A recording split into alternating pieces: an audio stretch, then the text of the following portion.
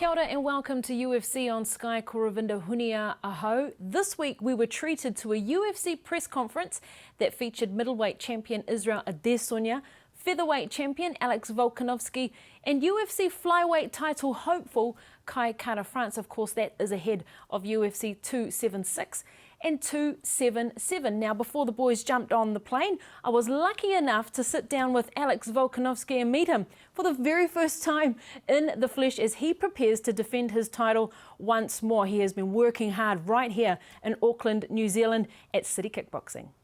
Well, kia ora, Alex Volkanovski. Welcome to UFC on Sky. First time seeing you in the flesh. Yeah, man. Yeah, it is. It's been a while since I've been here, but this camp we were able to come over here, so it's cool. Cool to be here. Yeah. Talk to us a little bit about how it's been going here at CKB. Oh, it's been good energy, as always. As we said, like obviously I'm based at Freestyle Fighting Gym, but we try and come here as much as we can, especially in camp. But it's been difficult. We've, the lockdowns and what, but everything's opened back up now, so we're able to do it, and it's unreal. Just like we never left. The energy and the love. It's always good. So we're really getting in good training and good vibes. Yeah. Well, you see each other quite often. I mean, on the circuit. Training with each other or hanging out with each other, for a fight camp. But to be back here at City Kickboxing, how has the environment been and what have you been working on? Oh, well, yeah, it's been good. That's what I said. Obviously, getting to train with some of the best fighters in the world as well, you know what I mean? So that's always good.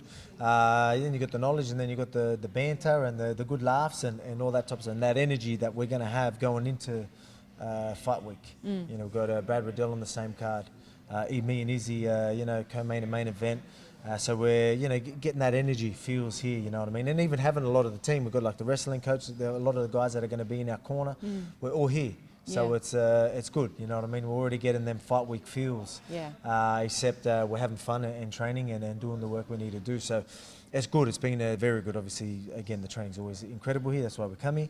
But not just that, it adds so much more because it's just given us that real good feel that we need to go into fight week. There's been a couple of conversations I've had with fighters, and being on a card is one thing, but being part of International Fight Week puts in a little bit more of a zinger to want to perform and to showcase what's happening on this part of the planet. So how has that aspect been? Oh, yeah, man, it's been, the card is absolutely stacked. Like, let's talk about, being on International Fight Week, being the co-main main event, me and Izzy, on such a big card, such a big week. It's good. You obviously always want to perform and put on a show, but there's going to be a lot of people watching, and you definitely want to get that highlight reel finish or whatever it is. You want people talking, and the more people talking, the better. So the platform we're going to have that week, that night, is going to be pretty incredible. There's going to be a lot of people tuning in. So. I'm sure we all want to put on a show. So that's exactly what I plan on doing. I'm sure Izzy is and Brad Riddell. So I can't wait to go out there. I'm excited. I'm having so much fun. This camp's been fun. I'm fit. I'm strong. I'm right where I need to be. It almost feels like I'm not in camp. That's how much I'm enjoying it. Yeah. I'd be worried if I wasn't so fit. You know what I mean? And I wasn't so sharp because it's the pressure doesn't feel like it's there too much. Which is again, some people be like, oh, what's going on? But the fact that performing, so it doesn't matter. So it's been incredible. So I can't wait to just go into fight week and go do my thing. You look happy. You look relaxed. Do you think back to that first fight against Max Holloway and the feelings and emotions you had when you were coming up to that fight? Oh man, yeah, I guess so. Like obviously it's different. There's a trilogy. I've seen his face. I've done 10 rounds with the guy, but at the same time, it's more about me. I know where I'm at right now and. I'm at my peak and I'm only getting better and better and what I know now compared to then, I'm expecting to go out there and really put on him. Obviously that first one went very well for me. The second one was a close one, but this one's just going to be, I'm on a whole nother level right now and I can't wait to go out there and show them, you know what I mean? This is the biggest fight I can have right now in my division. And again, the International Fight Week, such a big card. What a way to end this. This sort of this deal with Max Holloway. He's a good guy, obviously a good competitor. We've got this little rivalry thing going, but I'm ready to close this chapter in wild fashion. Well, you would think after 2 fights and 2 wins that there wouldn't be a chapter to close. It doesn't happen in the UFC. Well, you're right. Like for me, it's I don't need to do this. You know what I mean? But I feel like a lot of people still want it.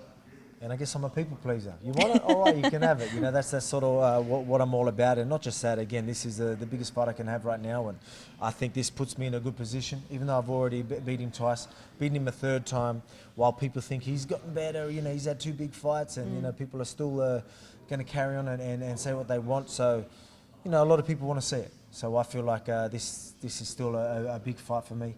Again, do I feel like it needs to happen? Maybe not, but the fact that people want to see it and some people think it needs to happen, all right, fine, we'll give it to them. Yeah. I'll go out there. I know where I'm at right now. I'm very confident I'm going to go out there, do my thing. It doesn't matter who's in front of me.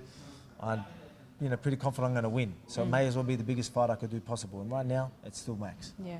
This fight could possibly change the landscape and the way we see UFC title fight rematches, because you're already, you know, you've already beaten him twice, and we look at people like Colby Covington with Kamaru Usman, we look at Robert Whittaker against Israel Adesanya.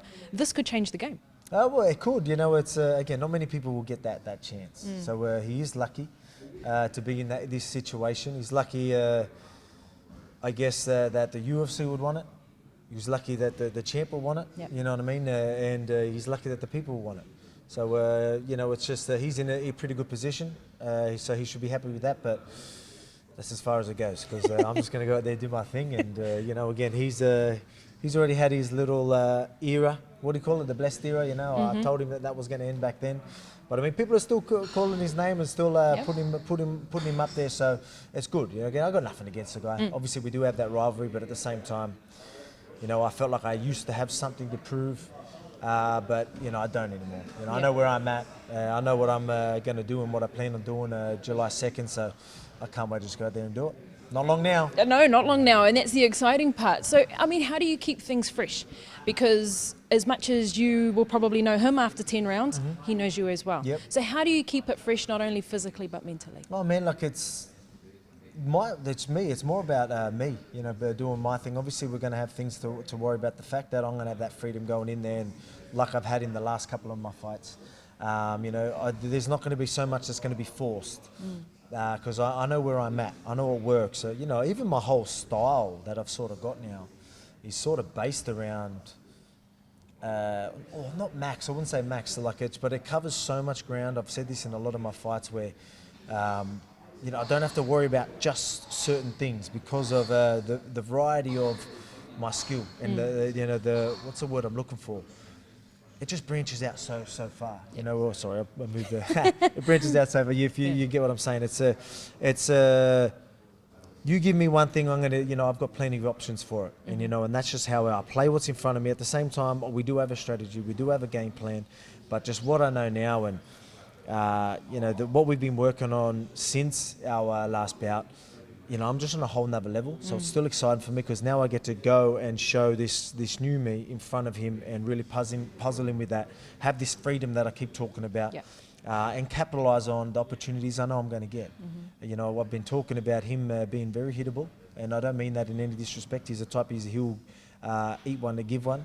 He'll eat one to give two, you know what I mean? He's a volume fighter. I've proved that, you know, I can shut his volume down. And not just that, I've proved that I can land on him. But right now, the way I'm landing and the way I'm capitalising on opportunities is pretty incredible. So I'm looking forward that to, you know, because the confidence I have of the opportunities I see, I'm going to take them. Yeah. And I'm sort of excited to see how he takes that.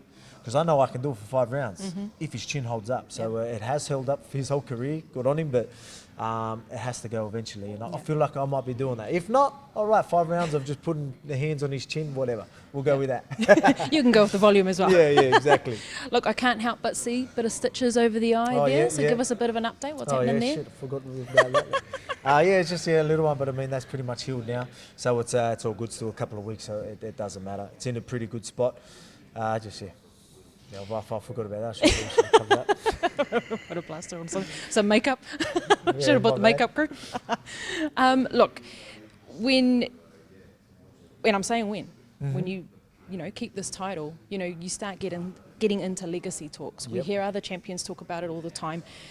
People still talk about the Max Holloway era, even though you've been the champion, you've beaten him twice. You know, does this give you, and I know it's big talks, but, you know, does this give you GOAT status? Does this make you the best featherweight that has been in the UFC? Look, it's not really up to me to say that, but at the same time, you just hit the nail on the head, where he's still considered, people are still, consider him as, oh, he's either GOAT, you know what I mean, and things like that. So that's why this trilogy is still happening. That's why I feel like it is still a legacy fight. And it puts me in a much better position. I think, again, it's not up to me, but, I think it would be pretty silly to not have me in them conversations. And I'm sure a lot of people already have me in them conversations, but I think, that will solidify me in a few statuses. But I'll let people be the judge of that. But again, it doesn't end there as well. Yeah. So, I mean, like, this is a legacy fight, but I mean, it's not like, oh, I do that, I get the statuses and I walk away. Nah, I'm planning on keep going. I want to move up after this. I've talked about it. Obviously, I'll worry about July 2nd or 3rd here in New Zealand, Australia. But, yeah, I mean, I've still got plenty more to do. I'm still fresh. Yeah. Even though I'm getting older, I feel younger. These camps are getting easier. I don't know how, but they are, and I'm really enjoying myself. So I'm just at my peak now, and I just can't wait to perform again, because that's exactly what I plan on doing. Yeah. Well, finally, before I let you go, and you mentioned that moving weight divisions at the conclusion of this fight, is that something that you're going to lock in? Because I know you spoke about that before the Korean Zombie fight, but obviously Holloway came along. Yeah, man, and this is another reason why I feel like this fight's a big one. I think you go out there and you do that again. While this division's sorting itself and give me a clear #1 contender, gives me time to move up. But I mean, I think you go out there and do what I've done and do that to Max again. I'm sure, Dana and everyone's going to be like, all right, that's going to have to be the fight to make. So, I think it puts me in a really good position to do sort of what I want. You know what I mean? Like, I'm a bit of a company man, you know what I mean? So they can return the favour by letting me go this double champ status. But again, I don't want to look past Max, but I don't believe that you cannot look forward, because I'm still doing the work in. I might look forward, but put me in front of someone preparing for what I need to do, I'm going to be 100% focused. So I've still got my eye on all the other stuff, but let's just get Max out of the way. Oh, all the very best for UFC 276. All right, cannot wait. Make sure you tune in.